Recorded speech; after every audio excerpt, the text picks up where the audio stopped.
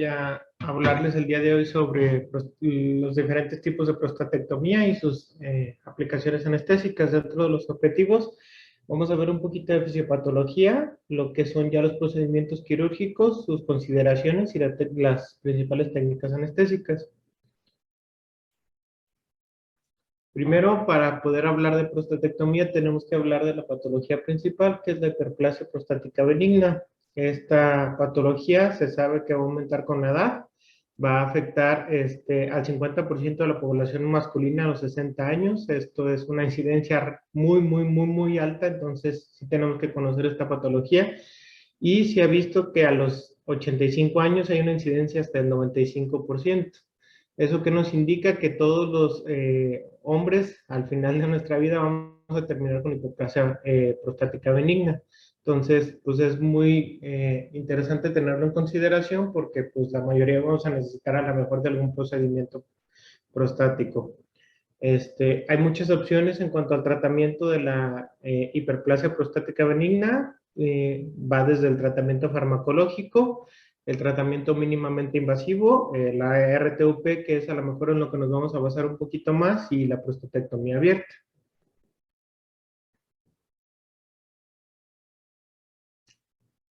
En cuanto a la fisiopatología, bueno, vamos a hablar primero, como el nombre lo indica, la hiperplasia prostática es el crecimiento de la glándula como tal, que nos va a dar diferentes sintomatologías, entre los principales síntomas de obstrucción vesical. Si alcanzan a ver en esta imagen, me gusta porque me da como la próstata cuando está sana, bueno, no hay ninguna patología, pero el crecimiento prostático va a hacer que la próstata original se vaya rechazada hacia el exterior y esto lo voy a trabajar en cápsulas. Esto es la próstata real, esta próstata que teníamos anteriormente, y el crecimiento es algo extra, no es parte de la próstata antigua. E inclusive alrededor de esa cápsula prostática. ¿Quién tiene el micrófono prendido?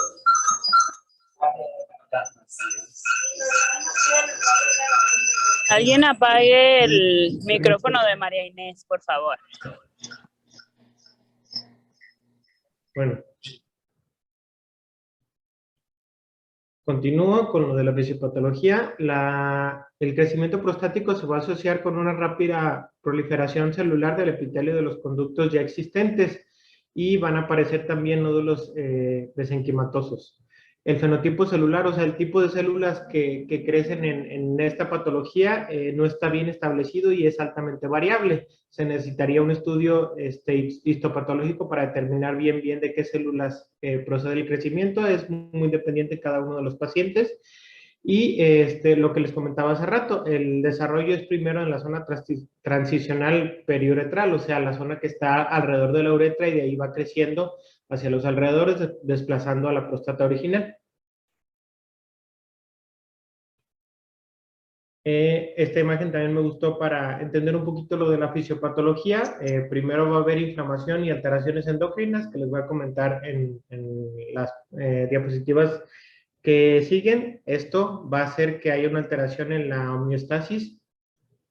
Y vamos a comenzar con lesión tisular. La lesión tisular nos va a dar expansión celular anormal, y esto se convierte en un círculo vicioso que va a terminar con crecimiento de la glándula y fibrosis del tejido.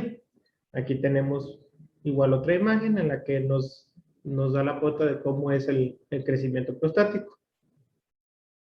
y las diferencias que hay. Importante también conocer que todos estos cambios de la próstata va a hacer que haya diferentes cambios en la vejiga por la misma obstrucción, que como les comentaba era el principal síntoma. Primero, los cambios que se van a dar son la inestabilidad del músculo detrusor, de la vejiga, y va a haber una disminución de la complianza. Y como segunda pauta, estos cambios se van a ir asociando a disminución de la contractilidad del detrusor, y se van a asociar al deterioro de la fuerza del flujo urinario, del deseo miccional, la intermitencia, el incremento de la orina residual, que va a ocasionar mayor crecimiento también de la vejiga, y al final va a ocasionar falla del detrusor. Esto tiene mucho que ver para que nosotros entendamos por qué la sintomatología de la hiperplasia prostática benigna, que es principalmente urinaria. Muy bien. En cuanto a los factores asociados, esta patología se va a asociar mucho al aumento, bueno, a los andrógenos, a los estrógenos, a los factores de crecimiento y tiene un ligando genético. En cuanto a los andrógenos, se había visto que sí estaba asociada a la dihidrotestosterona y a la testosterona como tal, sobre todo en pacientes que tenían un ligero aumento de la testosterona al principio de la pubertad y al final en el envejecimiento. Y en algunos estudios se había comentado también que pacientes castrados que los castran en periodos, bueno, en su juventud, tienen disminución de la incidencia de hiperplasia prostática benigna, aunque con este estudio no se pudo asociar al 100% que fuera por causa de los andrógenos. Lo único que sí se detectó es que sí tiene o sea, que sí están relacionados a la producción de andrógenos.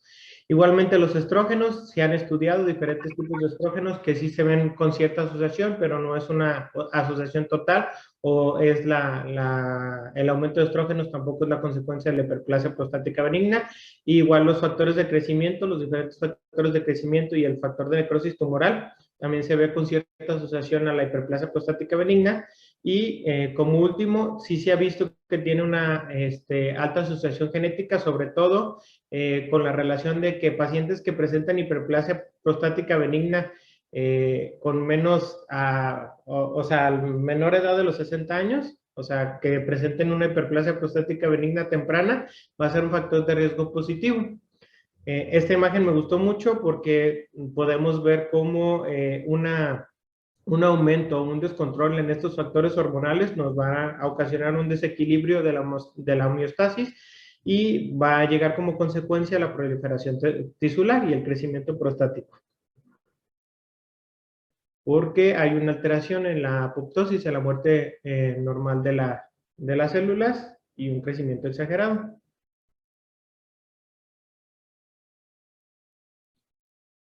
¿Dudas hasta ahorita? Ya para pasarme ahora sí a los procedimientos.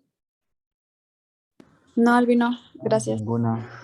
Muy bien. Ahora sí ya vamos a ver los procedimientos como tal. Voy a empezar con el más común y el más utilizado, que es la RTUP.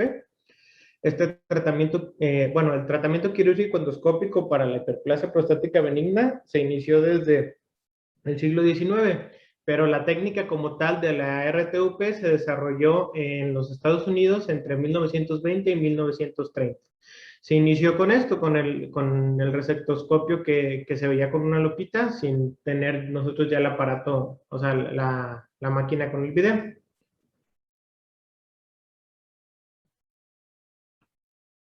Muy bien. Esta cirugía va a tener como finalidad, y que esto nos quede muy claro, aliviar la obstrucción urinaria. No sirve, no es curativa y no nos sirve para literalmente quitar toda la próstata hiperplásica.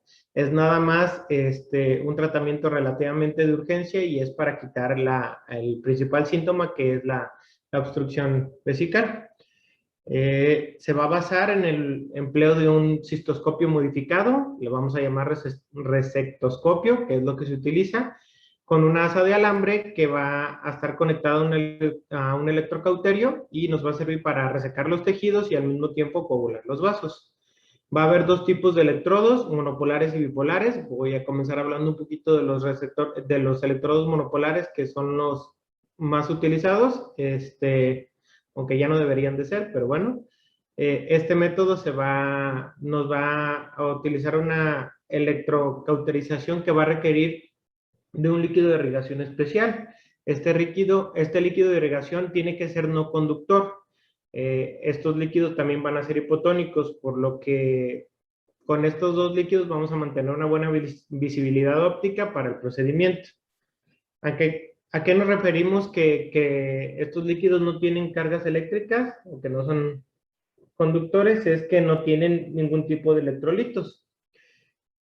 Esto es bueno para la utilización del monopolar, pero relativamente es malo para nosotros. ¿Por qué? Porque estos líquidos van a fácil absorción, perdón, para la circulación sanguínea, y nos van a dar como consecuencia una hipervolemia y una hiponatremia dilucional. Esto tiene obviamente mucho más que ver con el tema de mañana que nos va a dar Andrea, que es el síndrome post-RTUP, pero para que lo vayamos conociendo, esto nos va a dar a grandes rasgos alteraciones neurológicas y alteraciones cardiovasculares, que lo vamos a ver después. Los principales líquidos de irrigación que se utilizan son la glicina, la solución de irrigación o el agua estéril, y el manitol, entre otros. A lo que yo he visto en el hospital, lo que más utilizan es solución de irrigación. Igual, estos fluidos pues son esenciales en muchos procedimientos urológicos, no solo en la RTUP, para tenerlo muy en cuenta. Y el fluido de irrigación ideal debe de ser isotónico, ¿En dónde estás tú? tóxico y ¿Perdón? Sí. ¿En donde haces tú la residencia hacen RTUs o casi no? Pues solo hacer. Sí hacen, pero no.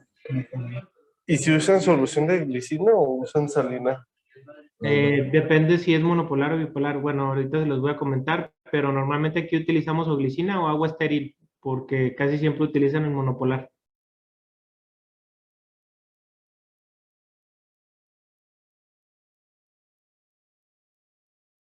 Bueno, continúo. Igual lo que les comentaba, los fluidos, aparte de los tres que ya les había comentado, también se puede utilizar glucosa, sorbitol o urea. Y para comentarles, bueno, igual Andrea va a unar un poquito más en estos temas sobre conocer cada uno de los líquidos, pero es importante que tengamos muy en cuenta la glicina, porque aparte de la hipernatremia, de la hiponatremia dilucional y la hipervolemia, nos puede dar algunas otras alteraciones porque sigue siendo una sustancia. La cantidad de líquido absorbido va a depender de la presión hidrostática. Esto tiene mucho que ver con la altura del frasco de donde lo coloquen. Lo ideal es que no sea por arriba de 60 centímetros por arriba de la aurícula izquierda del paciente. Entonces tenemos que estar muy al pendiente que no lo coloquen muy arriba, porque eso nos va a aumentar el riesgo de la absorción de líquido. Va a depender también mucho de la técnica quirúrgica, de la duración del procedimiento, de la velocidad del flujo y del material que se utilice y de la pericia del cirujano. También va a depender de la cantidad y del tamaño de senos venosos abiertos. Esto tiene mucho que ver con el tamaño de la próstata y la presión, muy importante, tener en cuenta la presión venosa periférica. Entre menos presión venosa tengamos, va a haber mayor absorción de este líquido.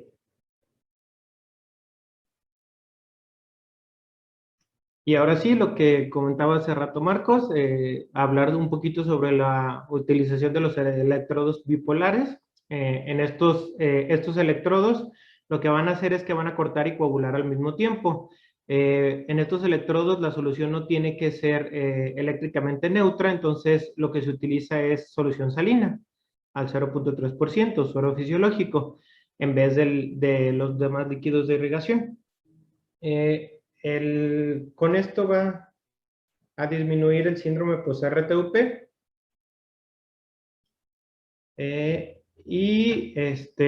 Importante que aunque disminuya la hiponatremia dilucional, va a haber mayor riesgo de hipervolemia de todos modos. O sea, sí disminuye el riesgo del síndrome, pero no estamos absueltos de que sí lo disminuye. Entonces, como grandes diferencias, para que nos quede más o menos claros, si es monopolar, se va a utilizar solución neutra, y si es bipolar, pues se va a utilizar solución salina, ¿vale? Obviamente, se han hecho varios estudios y se ha encontrado que sí es mucho mejor utilizar los electrodos bipolares, solo que son un poquito más difícil acceso.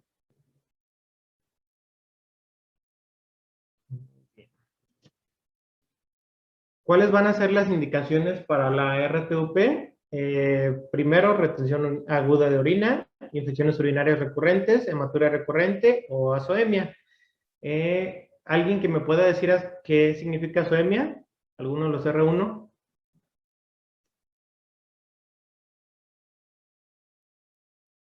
A ver, ¿quién está?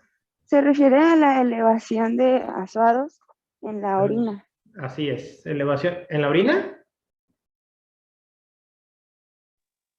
En la No, sangre. a nivel perdón, solamente a nivel plasmático. La sangre. Discúlpame. Un aumento Ajá. brusco de la elevación de ácidos en la Creatinina, sangre. güey. Esto ya vimos con anterioridad. ¿Quién contestó? Carla, ¿no? ¿Sí? Sí, fui yo.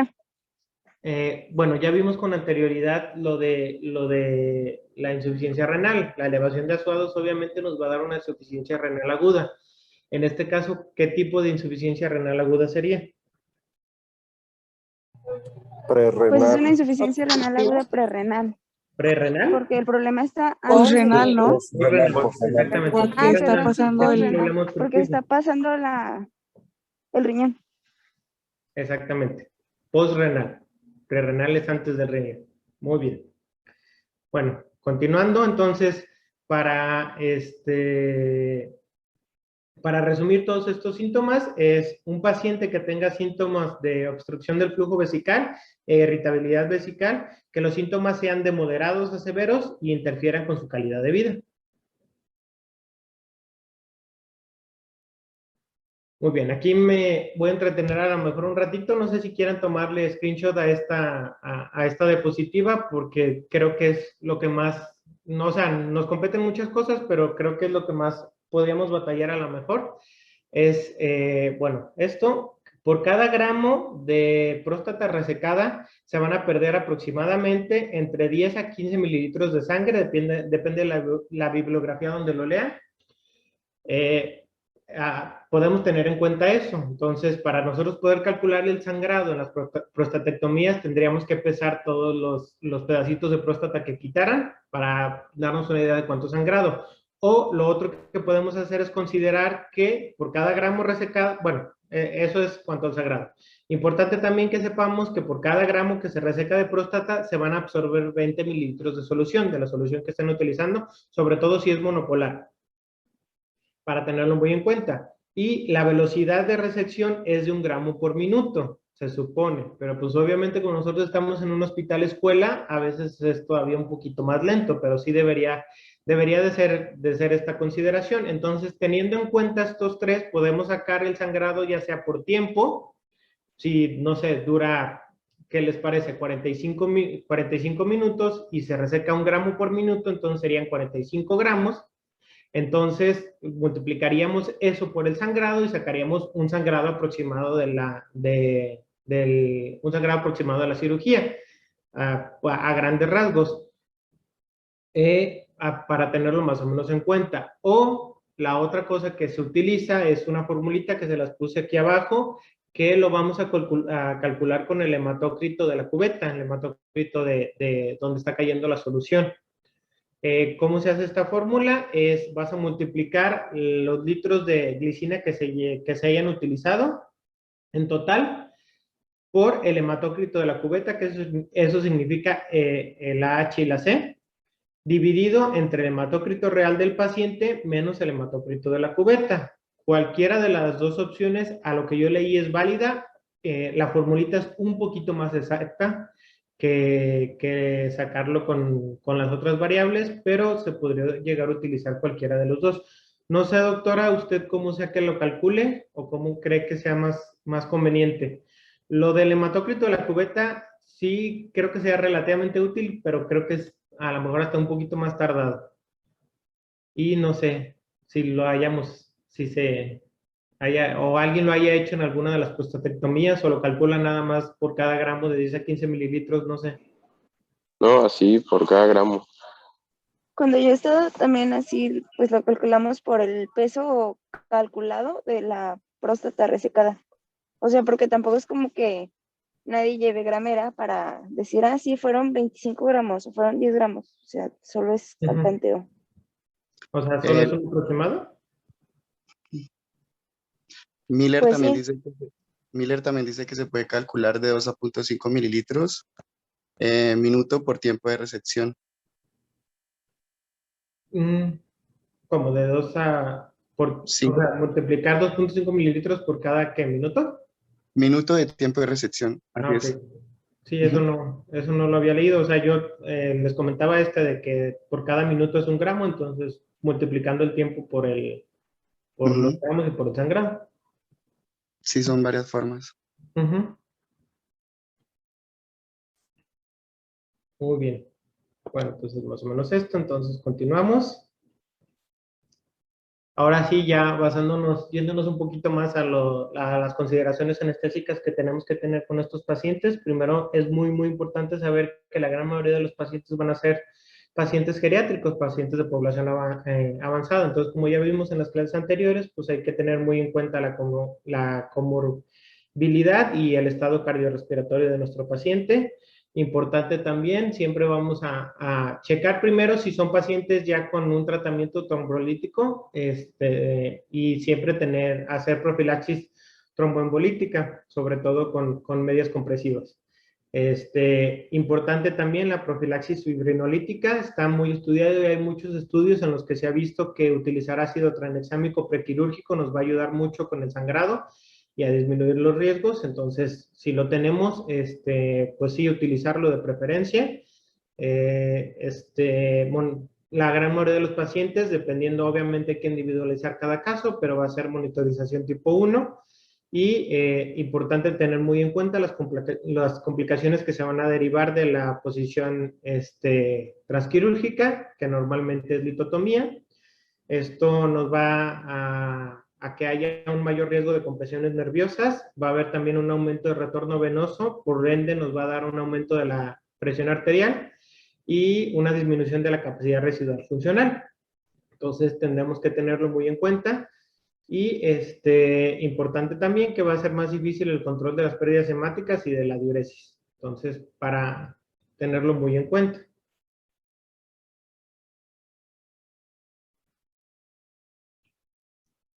En cuanto a la anestesia ya como tal, vamos a hablar un poquito de lo que es anestesia general. Obviamente tenemos que individualizar cada caso y ver indicaciones y contraindicaciones, pero en caso de que sí diéramos anestesia general a nuestro paciente, muy, muy importante que prevengamos la tos y los movimientos bruscos del paciente, porque esto nos puede llegar a dar, puede agravar la hemorragia o inclusive llegar a causar perforación de vejiga o perforación de la cápsula prostática. Y tendríamos que volver a meter al paciente a cirugía. Y la ventaja que tiene la anestesia general en estos pacientes es que la ventilación con presión positiva nos va a disminuir la absorción de líquido por un aumento de la presión venosa central.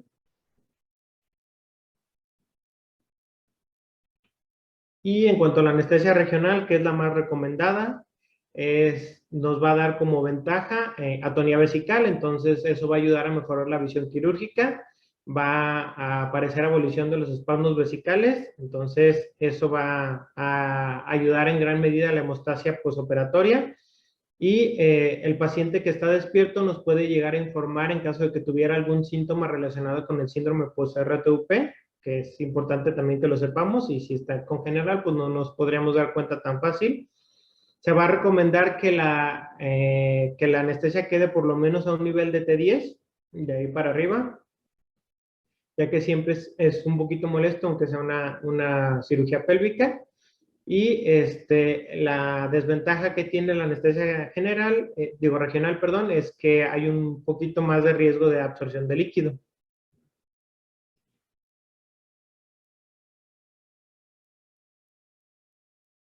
Pero también nos va a ayudar a que valoremos constantemente el estado neurológico de nuestro paciente y así Sí, o sea, riesgos prevenir el de alguna síndrome hiponatremia, ¿no? post-RTUP. ¿Perdón? O sea, riesgos de alguna hiponatremia, vaya, Sí. por los O sea, efectos neurológicos que pueda tener. sí, cualquier situación la podemos valorar de esa forma. De hecho, eso tiene que ver con el síndrome post-RTUP, que igual va a hablar Andrea mañana un poquito, pero sí, o sea, sí tenemos esa gran ventaja de que con un paciente consciente nos podemos dar cuenta de cualquier otra alteración.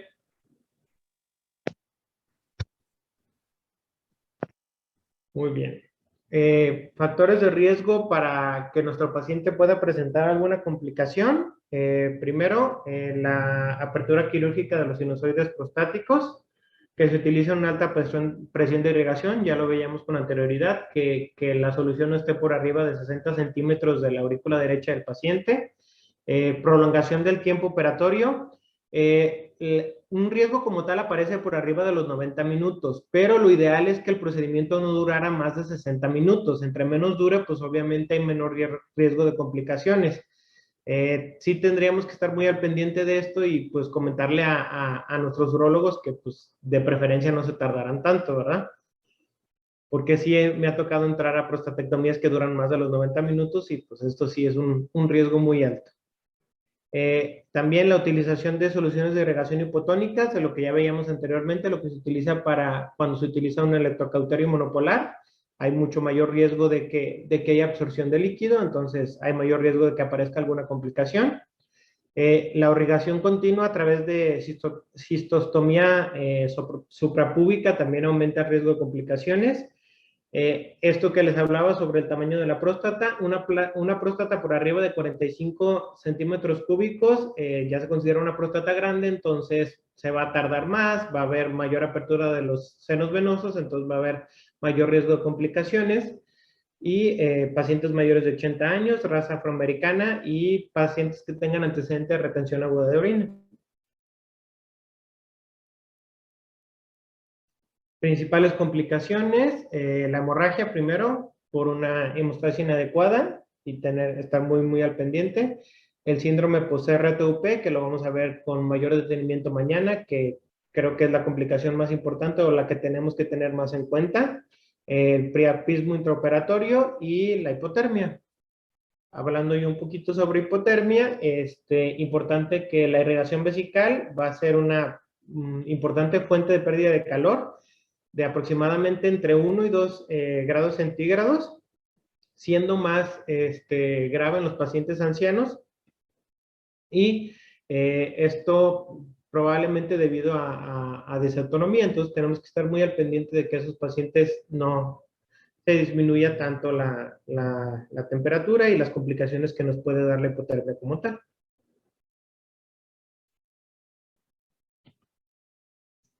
Otra cosa que se comentaba en algunos artículos que se puede llegar a utilizar es la inyección intraprostática de vasopresina, que lo pueden llegar a utilizar algunos de los urólogos.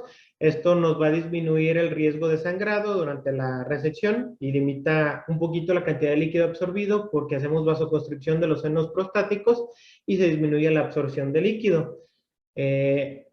Esto es relativamente práctico, pero nosotros tenemos que estar muy al pendiente que esa vasopresina no se absorba a nivel general y nos dé alguna complicación.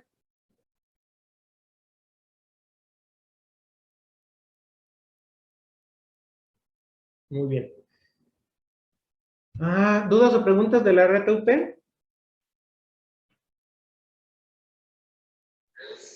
No, Albino, todo bien. ¿Todo bien? ¿Más o menos lo del sagrado quedó claro? Sí, Albino, Sí. muchas gracias. Muy bien. Yo sí tengo una duda. Dime. Leí una bibliografía, creo que se llama Clinical Anesthesial de Williams and Wilkins, y decía que el tiempo de resección se tiene que limitar a 1 hora nada más y Sí. que la bolsa debe de estar al inicio de la cirugía a 30 centímetros de la mesa quirúrgica y ya que después de iniciado, digamos, como el proceso más agresivo de resección, bajáramos la bolsa a 15 centímetros de la mesa quirúrgica. Entonces, no sé. No, o sea, Y sí. también vi una fórmula para calcular el sodio, el sodio sanguíneo, que era, bueno, más bien el volumen absorbido. Y volumen absorbido es igual a sodio sérico prequirúrgico entre el sodio sérico postquirúrgico por el volumen de líquido extracelular, pero dice menos el volumen de líquido extracelular después, entonces como que no me quedó muy clara la fórmula, quería saber si alguien más la conoce o la ha leído o algo así, para ver, pues no sé si el libro tenga algún error o algo. No, o sea, creo que error no tiene. Yo en eso del volumen absorbido me basé más en lo que les comentaba, que por cada gramo se van a absorber 20 mililitros de volumen y ya más o menos con eso tú hacer tus cuentas. La otra del sodio no, sinceramente no la leí y creo que lo del sodio pues tiene un poquito más que ver con mañana lo que va a dar Andy, que es la Ok. forma de cómo diagnosticas el síndrome post-RTUP. No sé si Ujú. ella va a comentar algo relacionado a eso. Y de lo Ok. que comentabas anteriormente, como les decía, sí es de preferencia que sea menor a 60 minutos, o sea, menor a una hora, pero las Ujú. complicaciones, o sea, más riesgo, perdón, aparece después de los 90 minutos, no deberíamos de pasar los 90 minutos del transquirúrgico. Y lo de Ajá. la altura, pues, o sea, la bibliografía fue lo que encontré. Obviamente, entre menor altura, pues va a haber muchísimo menor riesgo. Si lo pones, como tú dices, a 30 y a 15 centímetros, pues el riesgo va a ser muy, muy bajo. Aunque, pues Ujú. sinceramente yo no he visto, a veces los ponen hasta más altos, Sí, los no, urólogos, nunca, hasta como metro un y metro. medio. Ajá. No sé si Ok, alguien más haya leído gracias. alguna otra cosa. Eso y también la posición del paciente, Ujú. que sea ¿en un qué? En un antitren, porque si está muy en tren o muy inclinado pues, la cabeza, sí dice que se absorbe más también la solución de irrigación.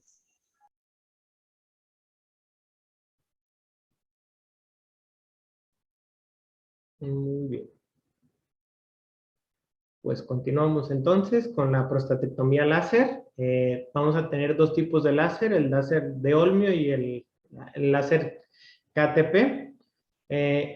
Importante, bueno, para tenerlo en cuenta, con esta técnica se va a realizar coagulación y evaporación del tejido al mismo tiempo. Es una técnica muy, muy práctica porque al mismo tiempo que estás resecando, estás coagulando y se desbarata el pedazo de próstata.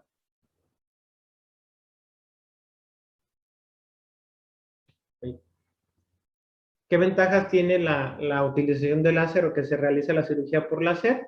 Pues que vamos a limitar la penetración tisular y permite un campo quirúrgico virtualmente anémico, o sea, no va a haber sangre durante el procedimiento, que eso es muy, muy práctico. Se utiliza sobre todo para pacientes, obviamente primero lo tenemos que tener en el hospital, pero es muy, muy práctico cuando se trata de pacientes muy críticos o pacientes coagulados. Obviamente va a haber una menor incidencia de la morbimortalidad y una menor estancia intrahospitalaria. La única desventaja que podría tener el láser es que va a alterar la histología de lo que se está resecando, entonces no va a haber muestras prostáticas como tal o no van a ser fiables o fidedignas. De hecho, me gustó esta imagen para que lo viéramos, cómo el láser va a hacer que se vaya resecando y literalmente, virtualmente desaparece el pedazo de próstata. ¿Qué complicaciones nos puede llegar a dar? Se ha visto casos de irritación vesical que usualmente suele ser transitoria, hematuria macroscópica retardada y disuras transitorias. En cuanto a las técnicas anestésicas, como vemos, es un procedimiento relativamente breve y relativamente no complicado. No hay una diferencia como tal si utilizamos general o regional. Obviamente hay que individualizar cada caso y ver las indicaciones de nuestro paciente. Como anteriormente, pues se recomienda la regional por visualizar los síntomas, pero a nosotros realizar una correcta coagulación y evaporación de la próstata, pues hay muchísimo menor riesgo de que haya absorción de líquido. Entonces, si al utilizar un electrodo bipolar había menos riesgo, con esta hay todavía menor riesgo de que nos presente el síndrome post-RTUP. Y importante también que se comentaba es que se podía realizar con anestesia local y sedación. En cuanto a lo de la anestesia local, doctora, no sé si nos puede ayudar porque en alguna parte leí en una bibliografía muy vieja, por eso no la puse, que hacían infiltración de la cápsula prostática con el endoscopio, pero no sé si se sigue utilizando, si realmente se va a utilizar. Lo único que yo sí había leído en cuanto a anestesia local es que se pone lidocaína en gel transuretral y con la sedación realizan el procedimiento, que a eso se refería a anestesia local y sedación, pero no sé si sea cierto eso de que infiltran la cápsula prostática, o alguien lo ha leído o alguien lo ha visto. Cada vez que pones una sonda en el lubricante deberías poner lidocaína.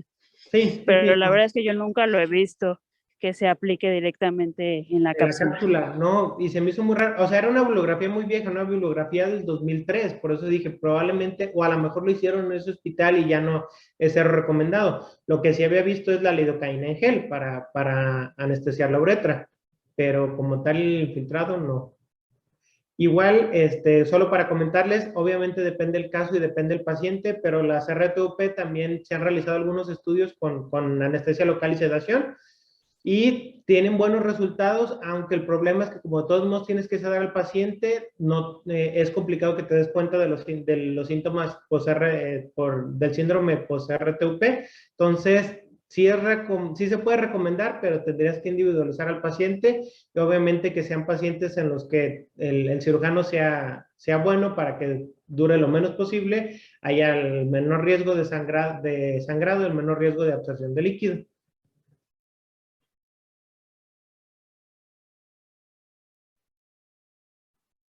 Y por último vamos a ver la prostatectomía a cielo abierto. Esta va a estar indicada para pacientes que tengan masas ocupantes de gran tamaño. La indicación es por arriba de 80 centímetros cúbicos de próstata, entonces ya se tendría que ser abierta, o pacientes con tumores prostáticos. Hay dos sitios de incisión principalmente, es el método retropúbico, perdón, y el método perineal. Importante que si lo hacen por método perineal, pues nuestro paciente va a seguir en posición de litotomía, entonces, pues para tenerlo eso en consideración por las complicaciones que ya les había comentado anteriormente.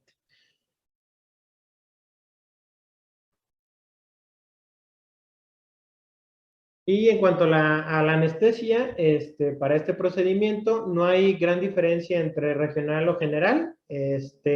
Lo único que sí se ha visto, o las ventajas de la anestesia regional, es que nos va a disminuir la hemorragia, va a disminuir en gran medida el dolor postoperatorio, sobre todo si manejamos el dolor también con un catéter peridural, y nos ayuda a acelerar la función intestinal. Entonces, sí es más recomendado si hay la posibilidad de colocarle anestesia regional a nuestro paciente, y en algunos estudios se ha visto que les va todavía mejor si el paciente está sedado durante el transquirúrgico. Entonces, anestesia regional más sedación sería lo ideal para estos pacientes. Importante o que tenemos que tener en cuenta es que algunas veces se pueden llegar a utilizar colorantes para fines diagnósticos de la integridad de las vías urinarias, y principalmente se van a utilizar estos dos, el azul de metileno y el índigo carmín. El azul de metileno nos puede llegar a dar hipotensión o disminución de la saturación de oxígeno transquirúrgica hasta, comentaba en la bibliografía, que hasta 65% te dura de 10 a 70 segundos, pero pues sí es una complicación importante que tenemos que tener en cuenta, y pues saber que si se está utilizando este medicamento, probablemente sea por esta causa, para tenerlo en cuenta. Y el índigo carmín, importante, que es un agonista, perdón, de los receptores alfa, entonces por ende nos va a dar hipotensión y bradicardia, para tenerlo en cuenta, y en caso de que fuera muy grave, pues utilizar atropina para tratarlo.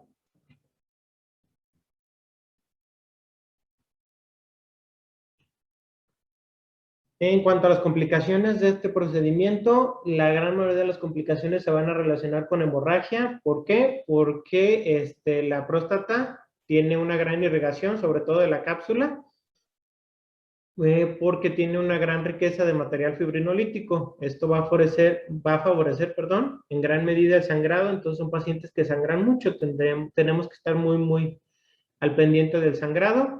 Y las complicaciones posteriores, pues la gran mayoría van a tener que ver con el sangrado, como la anemia o las coagulopatías, y evitar la hipotermia, como en los otros procedimientos. Y eso sería más o menos todo. No sé si hayan quedado dudas, preguntas. Igual no sé, doctora, si quiere que haga algunas preguntas. Albino, tengo una duda Dime. para ver lo de la integridad de la vía urinaria. ¿Eso se hace en el trans? En el trans. Ujú. Lo que pasa Ok. es que, bueno, explico así en forma general. Cuando realizan el procedimiento, se supone la gran mayoría de las veces quitan la próstata con el dedo. Meten el dedo por donde hayan abierto y hacen como un jalón con el dedo. No sé si me doy a entender. Igual ahorita busco una imagen para que nos quede un poquito más claro. Y a veces pueden llegar a lesionar la uretra o a llevarse la uretra. Entonces, lo que hacen es colocar el azul de metileno, el índigo carmín, para ver si no se fuga hacia los lados externos a la próstata y pasa directamente de la vejiga hacia el exterior. Ok, ¿Sí me expliqué? gracias. Sí, gracias. ¿Alguien más? ¿Alguien más tiene alguna otra duda?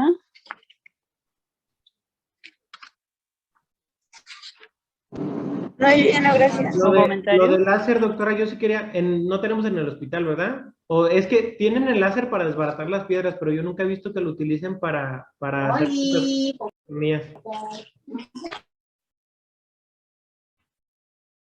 No sé. ¿Alguien sabe? No, yo creo que depende más de que el paciente lo contrate o no, ¿no? Porque, Sí, también. por ejemplo, los receptores, pues los contrata el paciente. Sí, creo que una vez sí me tocó, creo, si no estoy mal, creo que sí lo hubo acá una vez. Porque eso está muy chido. Pero, muy bien. Pues eso sería todo a grandes rasgos. Igual yo creo que mañana con la clase de Andrea pues nos va a quedar un poquito más claro. Igual creo que es un tema muy, muy importante también el que se va a ver mañana, que es la principal complicación y lo que más tenemos que estar al pendiente. Pero eso es como a grandes rasgos lo de la prostatectomía. Importante también que no les comenté, lo del manejo del dolor, que hablábamos también en la clase pasada de Karen. Los procedimientos, bueno, sobre todo la RTUP y el procedimiento con láser no son procedimientos tan dolorosos como tal, entonces se puede manejar el dolor, pues, con analgésicos nada más, analgésicos IV, sobre todo AINES, o en caso de que los AINES no funcionaran, pues escalar a algún opioide. El procedimiento obviamente más doloroso de todos es la prostatectomía abierta. En esto, pues como ya veíamos, como ya les comentaba, pues si se puede llegar a utilizar un método neuroaxial, el bloqueo peridural para manejar la analgesia, pues sería muy conveniente, y si no, manejar AINES un poquito más potentes o escalar a opioides en caso necesario, pero no son, realmente no son procedimientos tan dolorosos y no son procedimientos que se necesite tanta analgesia como el procedimiento pasado que veíamos, lo de la litotomía. Solo para tenerlo como en cuenta. No sé, ¿alguna otra duda, pregunta? ¿Alguien? ¿Algo más? Bueno, si no, continuamos mañana. Muy bien. con las